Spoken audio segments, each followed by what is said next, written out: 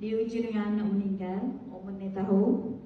Waktu tu saya mengalami satu kesedihan kemurungan, yang mana kemurungan itu kata kita tak boleh nak handle diri. Kadang-kadang kita meratapi berlebihan, lepas tu jadi macam tak boleh nak tumbik ke dunia luar. Jadi daripada situ mak saudara kita ni memang tak jumpa lagi sama bodek sama. Tapi masa tu dengan izin Allah juga, dia bawa Ustaz Nazar untuk kata terang, so terang juga. Okay, jadi bila kita terang tu, dia sebab saya waktu stres, mana saya ada dengar tadi pasal stres dia.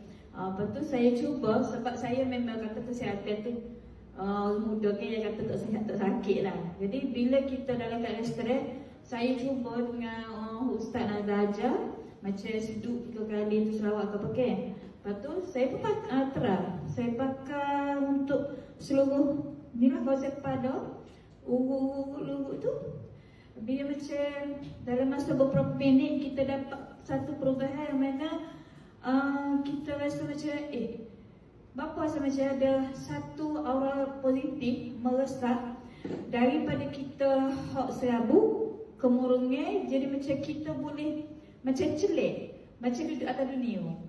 Barulah orang kata buka mata. Hak sebelum ni kita macam dalam kegelapan ke apa, jadi macam satu energi masuk tu, dia jadi macam ada efek positif lah. Daripada situlah saya pun start masuk dan join Misi 3 ni.